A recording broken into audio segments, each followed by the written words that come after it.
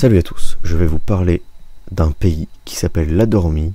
C'est un pays qui se situe entre l'Asie et l'Europe de l'Est, donc pas loin de la Russie, et j'aimerais vous parler de ce pays d'à peu près 11 millions d'habitants qui me paraît, ma foi, assez intéressant, notamment pour les raisons qui ont amené ce pays à avoir un taux de délinquance assez élevé, que je ne vais pas expliquer, je n'expliquerai pas ces raisons, mais malgré tout je pense que ce serait intéressant de parler de ce pays, de son histoire globale, et non pas détaillée, dans une petite vidéo. Je vais vous raconter son histoire. Au départ, c'est un pays dont l'histoire est basée sur la suprématie raciale, avec un drapeau rose car cette couleur symbolise la virilité par excellence et est choisie en hommage aux hommes car ils ont construit le pays.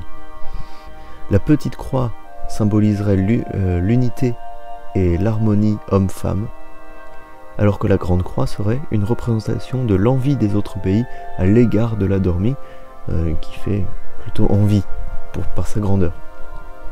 Donc là on est en train de parler de l'histoire du pays depuis des millénaires. Enfin, même si ce drapeau date, il me semble, de 1500, 1600, je sais plus trop, et quelques. Je crois que ouais, ça doit être ça. Malgré tout, ces principes-là du pays, c'est assez vieux, quoi. Donc en 1717, une révolution a lieu, orchestrée par un groupe d'intellectuels appelé la Soré. Voilà, S-O-R-E, accent aigu E, afin de mettre fin à l'idéologie raciste emblématique du pays, qui est pourtant peu considérée par la population, car simplement traditionnelle. Tu vois, les gens, ils s'en foutent un peu pour eux, enfin, c'est juste une tradition à la con, quoi, en fait, le suprémacisme racial dans ce pays. La Soré est très opposée à un autre groupe d'intellectuels qui s'appelle l'Iliaque, et qui est à l'inverse composé de conservateurs. Donc l'Iliaque, I-L-I-A-Q-U-E.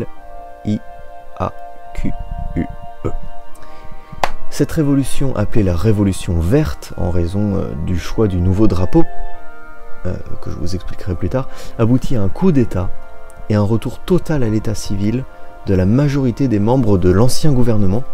Donc le gouvernement d'avant 1717, après Jésus-Christ, paf, retour à l'état civil, c'est voilà, plus aucun politicien, on fait un gros nettoyage, tout est nouveau. En plus de cela, quelques assassinats minoritaires et officieux des membres de cet ancien gouvernement jugés dangereux par la Soré, donc le groupe révolutionnaire. Le nouveau drapeau est simple, sa couleur passe de rose à vert afin de signifier le renouveau, parce que c'est l'inverse du rose, le vert. Contrairement à ce qu'on pourrait penser, ce ne sont pas des raisons féministes, puisque comme je vous l'ai dit, traditionnellement parlant, dans ce pays, le rose représente la virilité, le vert ne représente pas la féminité. Et la petite croix est tournée sur le côté en message de rejet de la suprématie raciale, bien que, encore une fois, cet aspect des traditions ne fut que très peu considéré par le peuple. Il ne s'agissait donc que d'un message de renouveau de la part des intellectuels de la Soré. Et la grande croix, qui autrefois était noire, devient blanche, sans justification.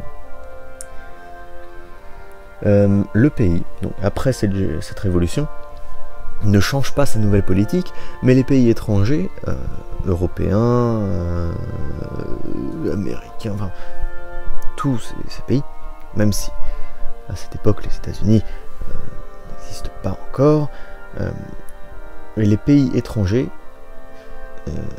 sont plus favorables à la politique économique de la Dormie, puisque ce pays s'est débarrassé de son image raciste. Cependant, aucun immigré étranger ne décide d'aller en Adormie, tout simplement car le pays est trop isolé géographiquement pour être une destination judicieuse. L'ethnie de la population restera donc jusqu'à aujourd'hui hétérogène, donc d'une seule couleur de peau. Donc finalement, le suprémacisme racial et la couleur de peau, ça reste traditionnel là-bas, c'est quelque chose qui est inscrit dans l'histoire du pays et que personne ne peut rejeter, mais finalement c'est respecté par tout le monde, puisque aucun étranger n'aurait la mauvaise idée de venir s'aventurer dans ce pays, qui n'est pourtant pas spécialement raciste, mais qui est tout simplement éloigné de tout, donc ça n'a aucun intérêt. En plus, il y fait froid, ce n'est pas un très beau pays, et ça s'est encore empiré dans les années 50, car le pays, dans les années 50, donc après la Seconde Guerre mondiale, est dans une misère économique très forte. Il est rempli de tours en béton, d'usines, offre une éducation correcte mais recevant peu d'investissement, et sa population doit faire face à un fort taux de criminalité. Donc certains d'entre vous connaissent peut-être les jeunes délinquants russes par excellence, que l'on appelle les gopniks, enfin les gopniks. Eh bien, ils existent aussi en Adormie. Je ne saurais pas dire comment ils s'appellent, je ne me suis pas trop renseigné sur ce point, autant pour moi. Mais en tout cas, voilà, c'est bon à savoir, je pense que la délinquance dans ce pays est assez forte, finalement.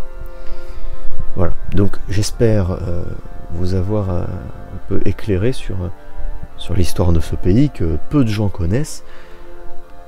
Le fait est que là je vous ai donné une histoire en gros et sans détail, parce que voilà, j'ai écrit un petit texte qui s'appelle Histoire en gros sans détail.txt, que je vous ai lu en improvisant un petit peu, parce que tout simplement l'histoire complète est un peu complexe et particulièrement longue à expliquer, à raconter, donc voilà, finalement c'était mieux que je vous introduise à ce petit pays, à l'histoire de ce petit pays dont la superficie doit être de la moitié de la France, avec beaucoup de déserts cependant, et des grandes villes et des campagnes sales.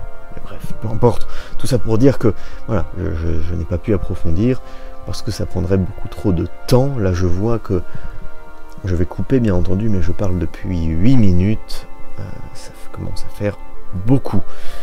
Merci à tous d'avoir regardé cette petite vidéo. Salut!